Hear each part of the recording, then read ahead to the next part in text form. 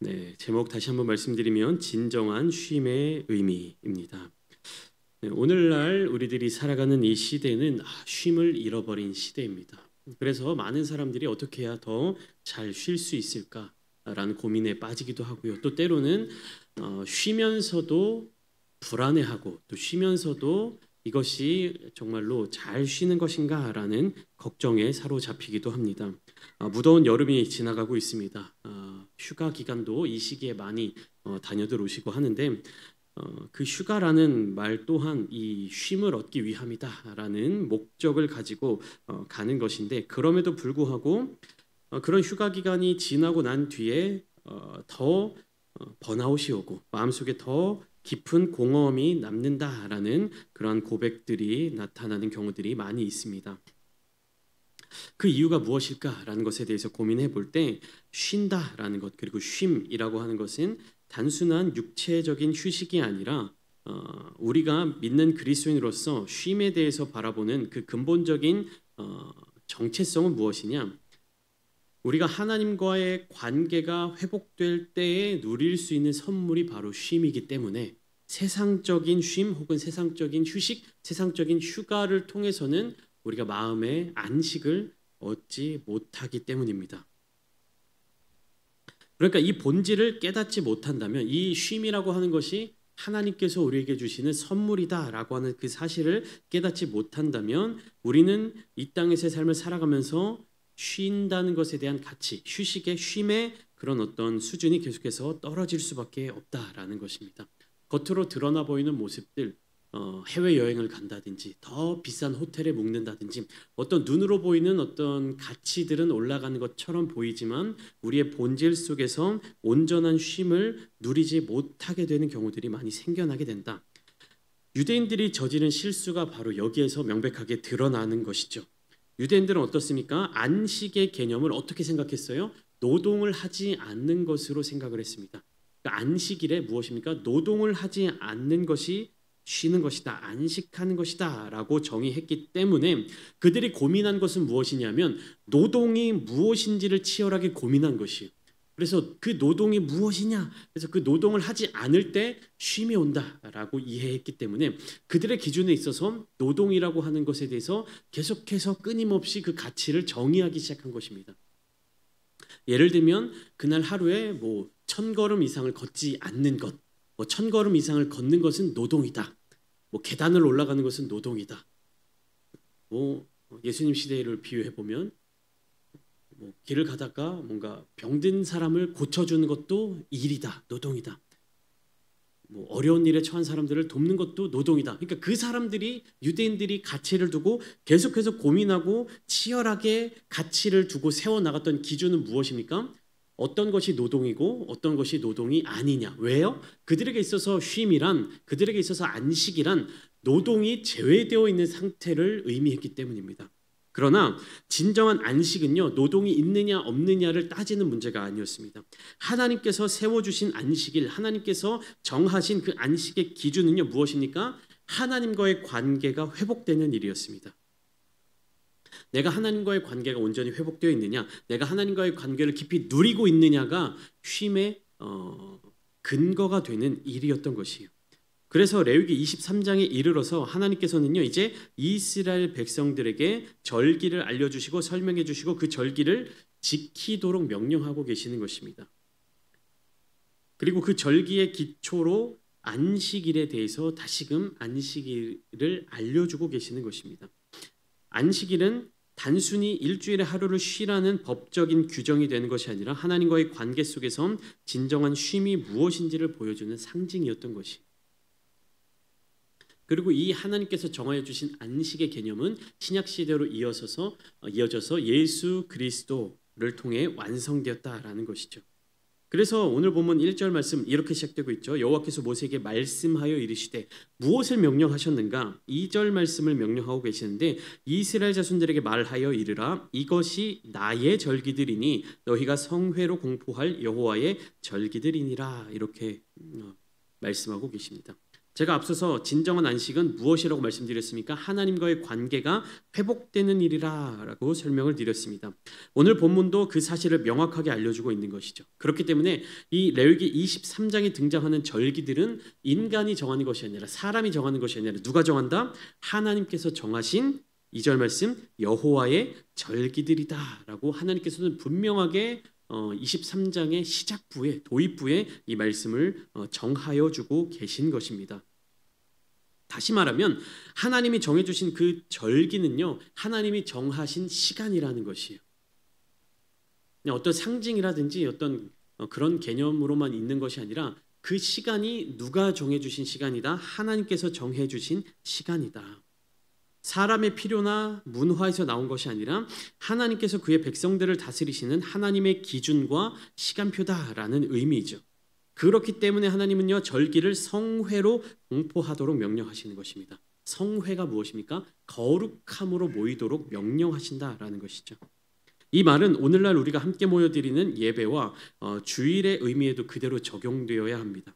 우리가 주도하여, 우리가 정하여, 우리가 시간을 정하고, 우리가 장소를 정하고, 우리가 목적을 정하여 드리는 어떠한 모습이 예배가 아니라, 그러니까 우리가 흔히 이해할 때 어떻습니까? 내가 시간을 내서 예배를 드리러 온다라고 이해하기 쉽습니다. 그런데 그것이 아니라 성경적인 관점에서 예배와 절기는 언제나 하나님의 부르심으로 이해되어야 하는 것이에요. 하나님이 불러주셨기 때문에 우리가 여기에 있을 수 있는 것입니다.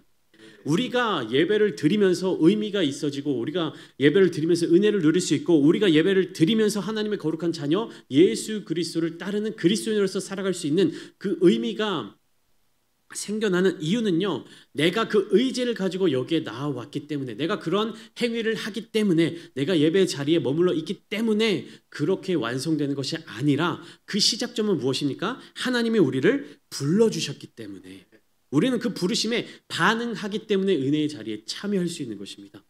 그러니까 그 주권이 누구에게 있는 것입니까? 나에게 있는 것이 아니라 하나님께 있는 것입니다.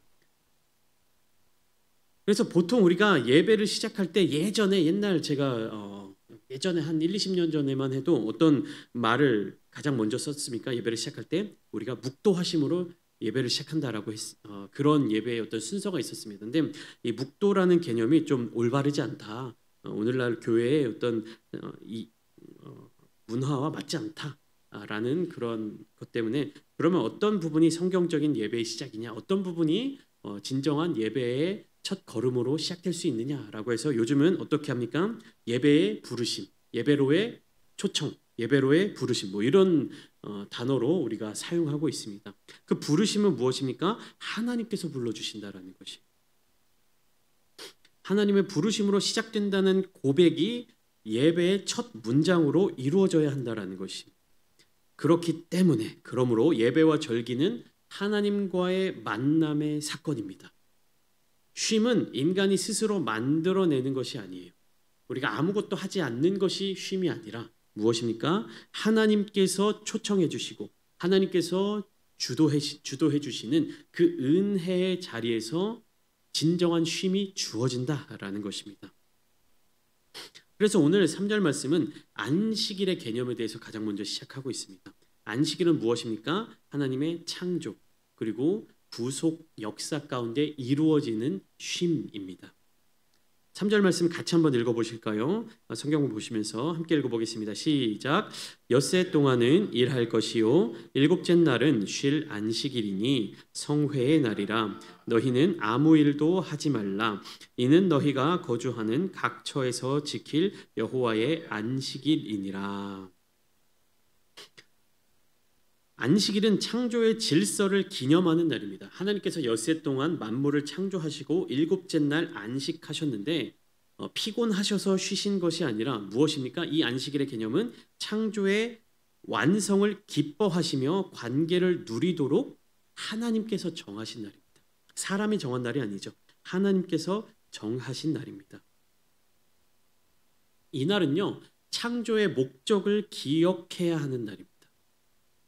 목적을 기억한다는 것은 정체성을 가지고 있어야 한다라는 의미예요. 그러니까 엿새 동안에 내 멋대로 살다가 다 방전하고 소모되어서 하루 동안 아무것도 하지 않고 쉬는 것이 아니라 하나님의 백성으로서의 정체성을 가지고 살아가야 한다라는 것이에요. 그러니까 3절 중간에 보시면 안식일이 이 성회의 날이다. 그렇기 때문에 너희는 아무 일도 하지 말라라는 이 문장 때문에 오해하기 쉬워요. 아무 일도 하지 마라. 그러니까 아무것도 하지 말아라. 하나님께서 그렇게 명령하신 것이 아니라 여기서 아무 일도 하지 말라는 의미는 무엇이냐 하면요. 너희의 어떤 의견을, 너희 생각을 가지고 어떤 세상의 기준을 가지고 세상의 흐름을 가지고 어떠한 일을 하는 것이 아니라 무엇이냐? 너의 모든 주권을 내려놓고 하나님의 안식의 자리 가운데로 들어오라는 의미입니다. 그러니까 아무 일도 하지 말라라고 하는 것은요. 정말로 그냥 딱 아무것도 움직이지 말고 아무 생각도 하지 말고 뭐 아무 행동도 하지 말고 이런 의미가 아니라 너희가 너희 스스로의 생각과 너희 스스로의 판단과 너희 스스로의 주권을 가지고 움직였던 그 모든 일들을 멈추라는 의미예요. 그것을 멈추면 그 다음 무엇을 해야 되는 겁니까? 하나님께 우리의 마음과 생각을 주목해야 하는 것입니다. 하나님을 바라보아야 하는 것이죠. 우리가 일주의 삶을 살아가면서 주일 예배만 드리는 것이 아니라 오늘처럼 수요 예배도 함께 모여 드리고 금요 예배도 함께 모여 드리고 또 더 나아가 매일매일의 새벽마다 새벽 예배를 드리는 그 이유가 무엇이냐 하면 이 정체성을 잊지 않기 위해서예요. 그러니까 일주일에 엿새 동안 세상의 자리 가운데 일하다가 이 안식일 7일째 되는 안식일에 하나님을 기억하도록 하나님의 안식일을 제정하셨는데 일주일에 하루만 반짝 이렇게 하나님을 기억하고 엿새 동안 또 세상 가운데 나가 살고 이러다 보면 그 하나님의 백성으로서 하나님의 자녀로서의 정체성을 잊어버리기가 쉬우니 어떻습니까? 그 7일이라고 하는 그 사이사이마다 하나님을 기억하고 하나님의 거룩한 모임으로 함께 모일 수 있는 시간들을 우리가 만들어가는 것이.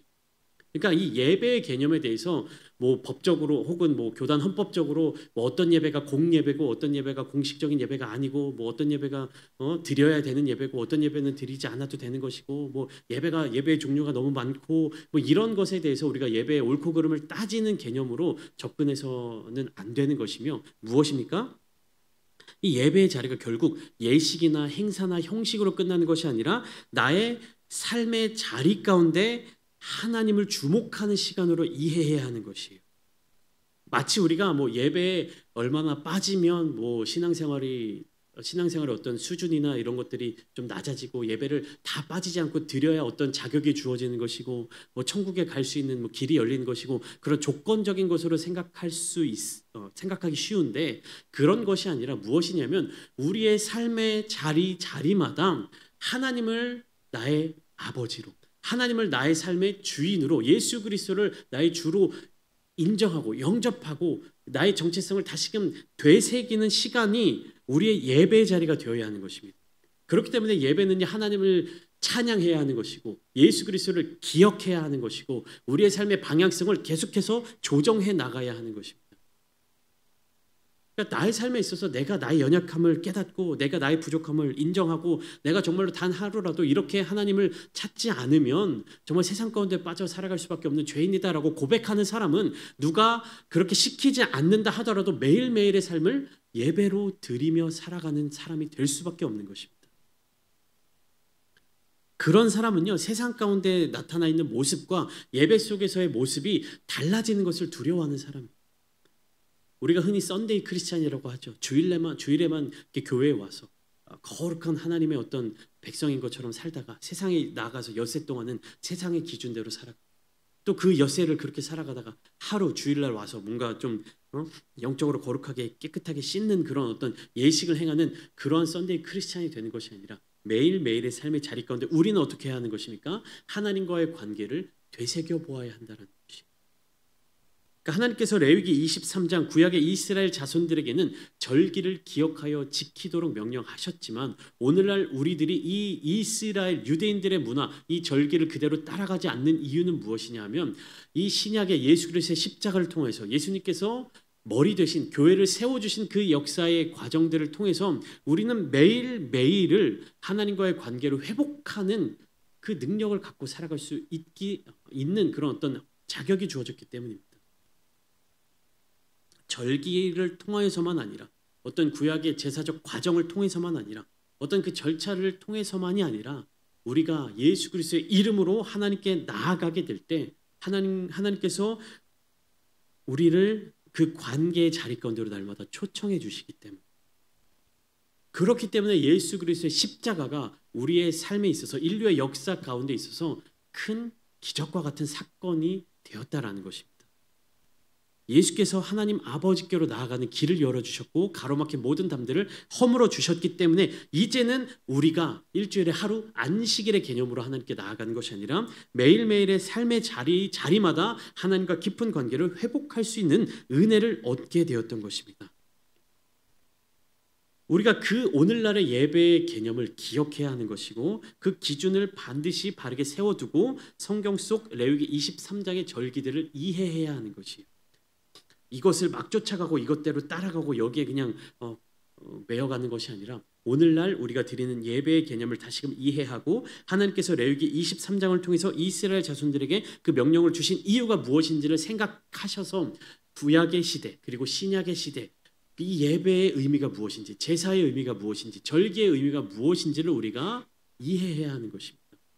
한마디로 말하면 절기도 그렇고 예배도 그렇고 하나님과의 관계를 깊이 회복하는 것이, 그 하나님과의 관계를 회복하는 것을 통해서 내 삶의 질서를 세워나가는 것입니다. 신명기 5장 15절 말씀, 이렇게 하나님은 명령하고 계십니다. 너는 기억하라. 내가 애굽 땅에서 종이 되었더니 내 하나님 여호와가 강한 손과 편 팔로 거기서 너를 인도하여 내었나니, 그러므로 네 하나님 여호와가 내게 명령하여 안식일을 지키라 하느니라. 기억하라는 것이요. 무엇을요? 구원의 은혜를. 그것이 절기이자 예배인 것입니다. 애굽의 종살이에서 해방된 날, 하나님께서 그들을 자유롭게 하셨음을 기억하는 날이 안식일인 것이고, 그것을 기억하는 것이 절기입니다.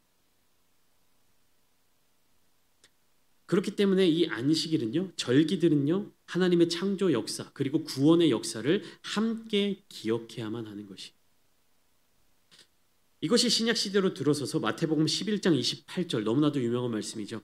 예수님이 이렇게 말씀하십니다. 수고하고 무거운 짐진 자들아 다 내게로 오라. 내가 너희를 쉬게 하리라. 우리는 주님께 나아감으로 말미암아 쉼을 얻을 수 있습니다. 그리고 이 예수님께서는요, 마태복음 12장으로 넘어가서 8절 말씀에 인자는 안식일의 주인이니라 이렇게 말씀하세요. 수고하고 무거운 짐진 자들로 하여금 다 예수님께로 나오도록 명령하신 주님께서, 인자가 즉 예수님께서 안식일의 주인이 되심을 다시금 선언하고 계시는 것입니다. 이 말은 무엇입니까? 예수 그리스도로 말미암아 우리는 안식을 얻을 수 있다. 예수 그리스도로 말미암아 우리는 하나님께로 나아갈 수 있다라는 것입니다. 그 예수 그리스도의 상징이 구약에 무엇입니까? 오늘 본문 4절부터 5절까지 나타나고 있는 유월절의 은혜예요. 절기의 첫 번째 사건으로 유월절에 대해서 하나님이 명령하고 계시는데, 이것은 애굽에서 종살이하던 이스라엘 백성을 어린 양의 피로 구원해내신 사건을 기념하는 절기입니다. 여기서 중요한 것은요, 어린 양의 피예요. 그 피를 볼 때에 심판의 영이 넘어가게, 하나님의 영이 넘어가게 되신 것, 그 넘어간다라는 것이 유월절이잖아요. 그 유월절 밤, 그날 밤 어린 양의 피가 문설주에 발려 있는 집은 죽음의 사자가 넘어갔고 그 백성은 구원함을 얻었습니다. 이 이스라엘 백성들은요, 그 구원에서부터 안식이 시작되었어요. 그 유월절날 밤의 그 사건을 통해서 이스라엘 자손들은 애굽 땅으로부터 탈출할 수 있게 되었습니다. 묶여 있었던, 매여 있었던 노예로서의 삶을 다 정리하고 그 애굽 땅을 벗어나게 되었던 것이에요. 애굽 사람들에게는 10번째 닥치는 재앙이었지만 이스라엘 자손들에게는 이 날이 어떤 날이었습니까? 구원의 날이었던 것이에요. 쉼을 얻게 된 날이었습니다. 그래서 신약에서 사도 바울은요, 예수 그리스도를 가리켜서 우리의 유월절 양이 되셨다라고 고백하고 있죠. 예수 그리스도의 피가 우리를 죄와 사망에서 건져내셨고, 억압받는, 죄로부터 억압받고 있고 죄에 매여있던 우리를 자유케 하셨기 때문에 우리가 진정한 쉼을 얻을 수 있게 되었던 것입니다. 그렇기에 세상은 우리에게 쉼을 주지 못합니다. 세상은요, 겉으로 드러나 볼 때, 우리의 눈으로 바라볼 때 뭔가 그럴듯해 보이는 모습으로 우리에게 안식을 주는 것처럼 이야기합니다. 그러나 세상이 주는 것은요, 진정한 쉼이 아니라 결국에 거기에 더 매여 살아갈 수밖에 없는 새로운 어떤 묶임을 우리에게 주고 있는 것이에요. 세상의 쉼, 세상의 안식, 세상의 어떤 만족을 향해서 나아가면 나아갈수록 우리는 거기에 매여 살아갈 수밖에 없는 자들이 되는 것입니다. 그러나 그것을 끊어내고 예수 그리스도로 말미암아 참된 안식을 얻을 때 우리는 진정한 자유함을 누리게 되는 것이고 하나님과의 깊은 관계로 돌아갈 수 있게 되는 것이고 진정한 쉼을 얻을 수 있게 되는 것입니다. 그렇게 6월절의 안식이 시작된 이후에 6절부터 8절까지 말씀을 통해서 무교절이 이어지고 있습니다. 흔히 우리가 표현할 때 6월절과 무교절을 하나의 절기로 이해하기 쉬운데요. 사실은 6월절과 무교절은요 좀 다른 절기입니다. 더 정확하게 말하면 6월절이 무교절의 시작점이다라고 우리가 이해할 수 있습니다. 6월절이 지나면서 무교절이 시작되는 것이에요. 6월절 다음 날부터 무교절이 시작되는데 이 무교절의 특징은 무엇이냐? 일주일 동안 누룩으로 부풀리지 않는 떡을 먹으며 지내야 했습니다. 성경 속에서 누룩은 주로 무엇으로 표현되고 있느냐? 죄의 어떤 상징 혹은 부패함의 상징으로 자주 쓰이는 요소입니다. 그렇기 때문에 이 무교절은요 단순히 그런 맛없는 음식을 먹어라 이런 개념이 아니라 우리의 영적으로 참된 안식을 누리지 못하도록 만드는 죄의 영역, 우리 안에서 자꾸만 커져서 하나님께로 나아가지 못하도록 방해하는 그런 죄의 속성들을 깨닫도록 하는 그러한 요소로 우리에게 나오고 있는 것입니다. 그러니까 쉼은요 무엇인가를 더하는 개념으로 나오는 것이 아니라 나에게 있는 것들 중에 불필요한 요소들을 빼는 과정이에요. 나에게 무엇인가 더해져야, 나에게 무엇인가 더 주어져야 우리는 만족하고 쉼을 얻을 수 있을 것이다 라고 생각해요. 세상적으로 뭔가 더 많은 돈을 얻어야, 더 많은 재물을 얻어야, 더 큰 집을 얻어야, 더 좋은 차를 얻어야, 혹은 더 좋은 휴양지를 가야, 무엇인가를 더 얻어야, 무엇인가를 더 누려야 우리는 쉼을 얻고 안식을 얻는다라고 이해하게 만듭니다. 그러나 하나님이 우리에게 허락하시는 쉼은요 무엇인가를 더하는 것이 아니라 우리에게 있어서 불필요한 요소들을 빼는 과정이에요. 그러니까 무교절은 뭐예요? 누룩을 빼고 음식을 먹도록 명령하시는 것이. 우리에게 있어서 참된 안식을 누리지 못하도록 만드는 죄의 영역들, 죄의 속성들, 세상의 기준들을 우리는 분별하고 그것으로부터 멀어져야 하고 우리의 삶의 자리 가운데서 그것들을 떼어내야만 합니다. 오늘 이 시간 함께 이 말씀을 나누고 깨달을 때 그런 죄의 모든 요소들을 떼어내시는 거룩한 성도님들 되시기를 축복합니다.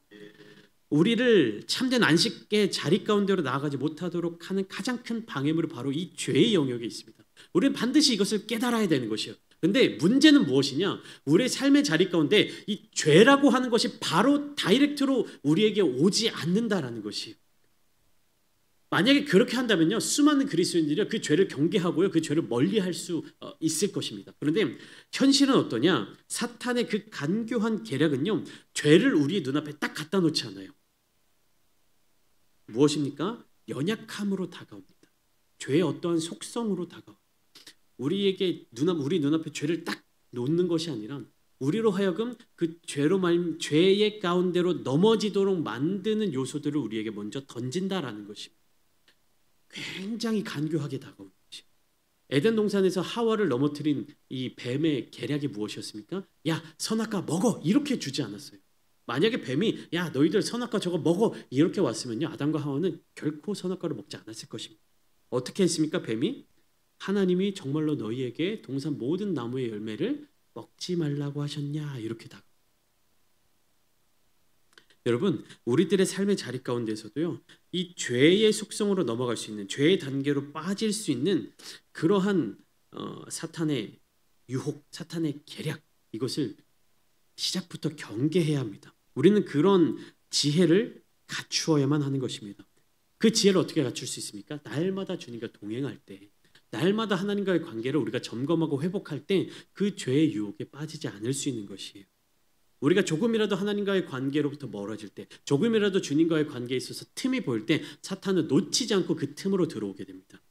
세상의 미디어 혹은 우리의 감정, 우리가 누군가를 미워하는 생각 혹은 우리가 인간적인 판단을 내리는 모든 부분들 그러한 것들이요 죄의 속성으로 빠지게 되는 가장 쉬운 첫걸음이 되는 것입니다. 여러분 우리가 흔히 이제 교회 안에서 죄라고 여겨지는 많은 요소들이 있습니다. 그런데 세상은 그런 것을 바라보면서 죄라고 여기지 않는 부분들이 있어요.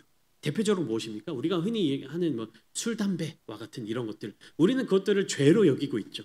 그러나 세상 사람들 혹은 좀 가볍게 신앙생활하는 그리스도인들은요, 술이나 담배에 대해서 죄라고 생각하지 않습니다. 죄라고 이야기하지 않습니다. 기호식품이지 않냐? 어떤 취미의 영역이지 않냐? 어떤 선택의 영역이지 않냐? 그런데 우리가 그런 것들을 왜 죄의 영역으로 바라보게 됩니까? 우리의 삶에, 우리의 인생에, 우리의 삶의 모습에 있어서 술이나 담배와 같은 것은요, 어떠한 역할을 하느냐? 하나님과의 관계 혹은 우리가 하나님과 깊은 교제를 누리는 그 정돈된 삶의 모습, 삶의 패턴들을 흐트러뜨리고 어그러뜨리는 역할을 하기 때문이에요. 뭐 어떤 사람들의 말처럼 그것 자체가 죄가 아니라고 우리가 그냥 넓게 해서 인정을 해준다 하더라도 결국에 그것에 빠지게 되면 어떻게 됩니까? 하나님과의 관계를 깊이 유지하지 못하는 생활 습관으로 이어지게 된다는 것이. 그러니까 우리는 그것을 죄로 정의하고 그것을 멀리하기 위해 힘써야 하는 것이에요. 우리가 많이 양보해서 그래 그게 죄가 아니다. 그게 죄가 아니라고 치자. 그러면 문제가 무엇이냐? 그것으로 말미암아 하나님과 깊은 관계, 하나님 안에서 누릴 수 있는 그 쉼을 우리가 얻지 못하게 된다라는 것입니다. 그렇기 때문에 구원받은 백성은요, 무엇을 향해 나아가야 하느냐? 거룩을 향해 나아가야 하는 것입니다. 성회로 공포할 여호와의 절기들을 지켜나가야 하는 것입니다. 그렇기 때문에 우리는요, 성결한 삶으로 나아가야만 하는 것이. 레위기 23장 1절부터 8절까지 말씀은요, 우리에게 진정한 안식의 의미를 가르쳐주고 있습니다. 안식일은 창조와 구속을 기억하며 하나님 안에서 쉼을 누리는 날이었고, 유월절은 구원에서 시작되는 쉼을 보여주며, 무교절은 그 쉼이 계속해서 거룩함으로 이어지는 것을 보여주고 있습니다. 그리고 오늘날 이 모든 것은 예수 그리스도 안에서 하나로 완성되었습니다. 오늘 우리가 누리는 이 쉼은요, 오늘 우리가 누리는 안식은, 혹은 오늘 우리가 지키는 이 주일은요, 단순히 어떠한 노동을 멈추고 단순히 어떠한 세상적인 행동을 멈추고 뭐 그러한 날이 아닙니다. 예수님 안에서 우리의 정체성을 회복하고 우리가 받은 그 구원의 은혜를 기억하며 거룩함으로 하나님께 더욱 나아가는 날입니다. 그렇기에 오늘 이 예배의 자리 가운데 우리는 주님 안에서 쉼을 얻고 하나님께 더 깊이 나아갈 수 있는 능력을 얻게 되는 것입니다. 우리 시간 함께 기도하실 때 하나님, 우리로 하여금 거룩한 자녀가 되게 하여 주시니 감사를 드립니다. 하나님께서 끝까지 우리를 붙들어 주시니 감사를 드립니다. 우리가 하나님의 그 부르심의 자리 가운데, 하나님의 그 붙드심의 자리 가운데 굳건하게 서게 하여 주시고, 세상의 어떤 유혹과 세상의 어떠한 방해 속에서도 온전히 하나님만을 붙들며 예수 그리스도와 깊이 교제하며 동행하며 나아가는 거룩한 그리스도인들이 되게 하여 주시옵소서. 간절히 기도하실 때 하나님께서 우리에게 베풀어 주시는 참된 안식과 평안과 쉼이 우리 성도님들의 삶의 자리 가운데 가득 넘치시게 되시기를 예수님의 이름으로 축원합니다. 기도합니다. 하나님.